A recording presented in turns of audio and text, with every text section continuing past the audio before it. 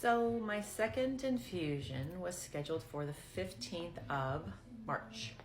And before I could go with my sister, I had to have proof from my oncologist that I was allowed to go.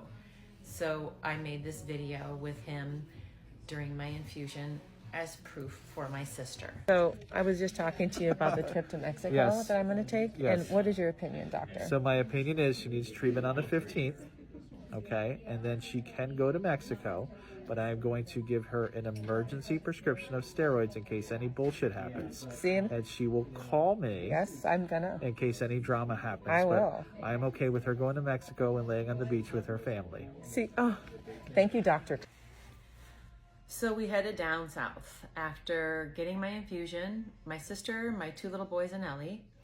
And I remember the first night we got there, my dad was already there, and he had gotten a jacuzzi for everybody, and he had it filled up with water and heated. And I remember we got in the jacuzzi, and I just felt so much comfort because the water was warm and I was cold. And it was probably the next day. Yep, it was the next day. We ended up taking the kids to the beach where I was still cold. And the pictures that I'm going to share, I was completely covered in blankets. I was still very afraid of the sun at that point. I thought that melanoma was going to spread throughout my body even more, just being in the sun. So I covered myself in blankets, but I was also still freezing. And that night we went home.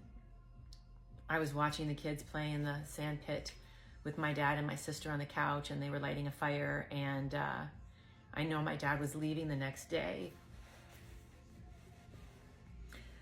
And he knew I was sick. Everybody knew I was sick.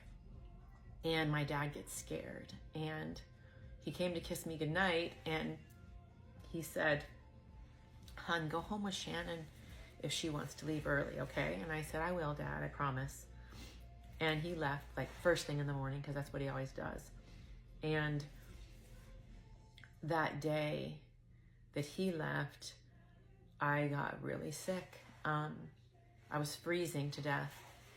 Knew I had a fever because my sister, you could touch my head and feel that I was hot, but we didn't have like a thermometer to see what the temperature was, but I could not get warm. And so she covered me with blankets and turned on a space heater on me. And hindsight, you're not supposed to heat up someone with a super high fever. You're supposed to cool them off, but she didn't know how to comfort me, and I was miserable. And I made it through that day. And then the next morning she came to check on me, and I was delirious, I think, from fever. I was in a ton of pain too, and I didn't have any idea what was happening. And so Shannon does what Shannon does. She packed up all the kids, shut down the house by herself, and that's always my job. And she somehow got me in a car, I don't know how, and got me and all the kids home and across the border and back to my house. And I don't recall any of it, but they all do. Everybody that was there remembers that day. And it's when I realized that my health had really taken a turn for the worst, and it wouldn't be until maybe 5 days after that that I realized what was happening to my body. But my sister saved me again that trip. That would be twice I owe her for saving my life, and I think it's probably been several times since that day. So that was my second and my last of my 13 rounds of immunotherapy.